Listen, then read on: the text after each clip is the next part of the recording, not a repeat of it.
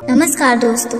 एक दिन महात्मा गौतम बुद्ध भारतवर्ष में घूम घूम कर बौद्ध धर्म की शिक्षाओं का प्रसार कर रहे थे। धर्म प्रचार के सिलसिलों में वे अपने कुछ अनुयायियों के साथ एक गांव में घूम रहे थे। काफी देर तक भ्रमण करते रहने से उन्हें बहुत प्यास लग गई थी।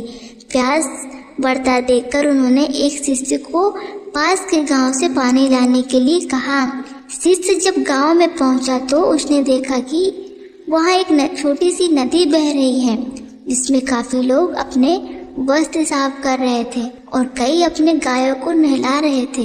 इस कारण नदी का पानी काफी गंदा हो गया था।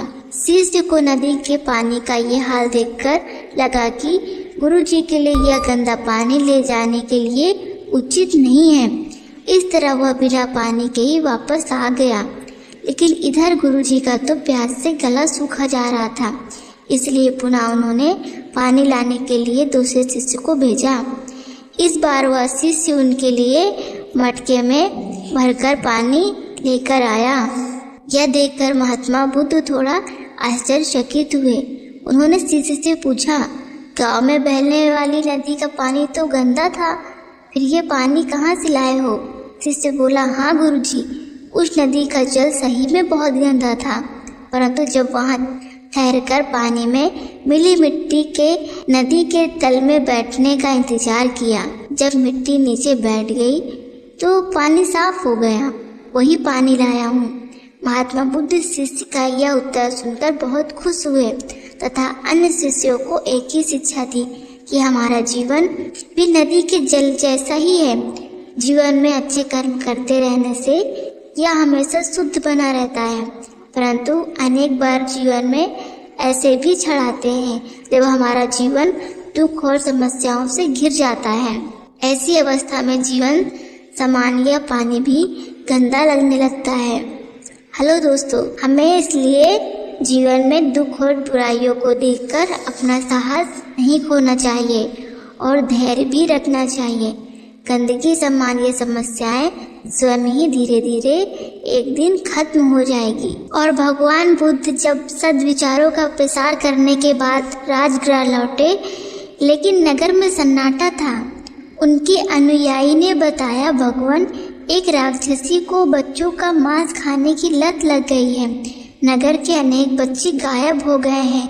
इससे नागरिकों ने या तो नगर छोड़ दिया है या वे अपने घरों में दुबके बैठे हैं। भगवान बुद्ध को यह भी पता चला कि उस राक्षसी के कई बच्चे हैं।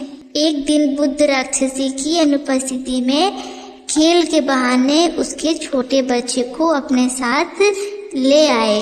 राक्षसी जब घर लौटी तो अपने बच्चे को गायब पाकर बेचैन हो उठी। उससे सबसे छोटा होने के कारण उसका उस बालक से अधिक लगाव था। बेचैनी में ही उसने अपनी रात काटी। सुबह सुबह से उसका नाम पुकार कर उसे ढूंढने लगी।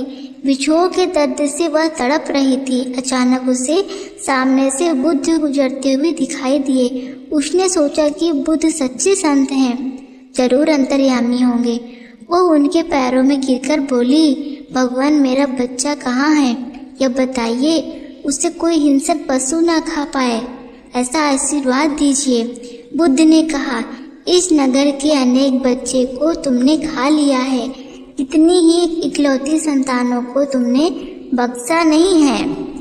क्या तुमने कभी सोचा है कि उसके माता पिता कैसे जिंदा रह रहे होंगे? बुद्ध की वचन सुनकर वह पश्चाताप की अग्नि में जलने लगी। उसने संकल्प किया कि अब वह हिंसा नहीं करेगी। भगवान बुद्ध ने उसे समझाया कि वास्तविक सुख दूसरों को दुख देने या दूसरों का रक्त बहाने में नहीं, अपितु उन्हें सुख देने में है। उन्होंने उसका बच्चा उसे वापस कर दिया। अगर ये वीडियो आपको पसंद आई हो तो प्लीज़ एक लाइक और एक सब्सक्राइब जरूर करिएगा। धन्यवाद।